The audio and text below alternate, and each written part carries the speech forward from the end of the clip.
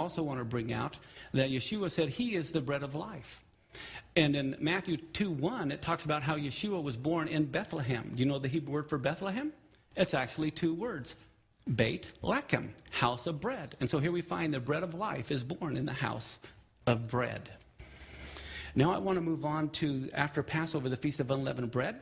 In Numbers 33, it talks about how they departed from Ramesses in the first month on the 15th day of the month. On the morrow after the Passover, the children of Israel went out with a high hand in the sight of all the Egyptians, and all the Egyptians had to bury their firstborn.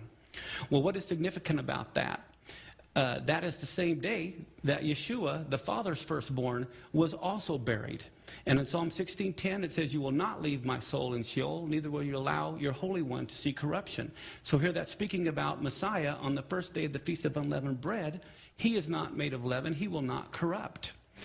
And then in Leviticus 23, verse 10 and 11, it says, "When you come into the land which I give to you, you shall reap the harvest thereof, and you shall bring a sheaf of the first fruits of your harvest to the priest."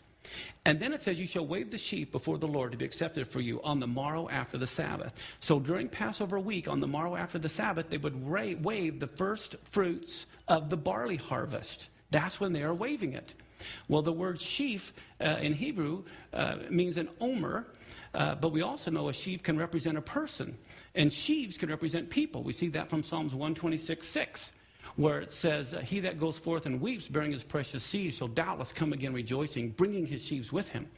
And then in Matthew 28:1, if you remember, the first fruits barley harvest had to be waved on the morrow after the Sabbath. Well, what do we see in Matthew 28:1? In the end of the Sabbath, as it began to dawn toward the first day of the week, Mary Magdalene and the others came to see the sepulchre.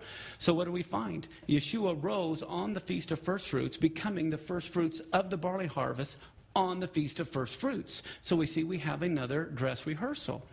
1 Corinthians 15:20 says, "Now Christ is risen from the dead, and he has become the first fruits of those who have fallen asleep."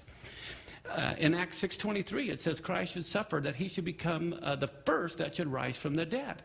And so again, we're seeing Yeshua rose on the Feast of First Fruits as a dress rehearsal.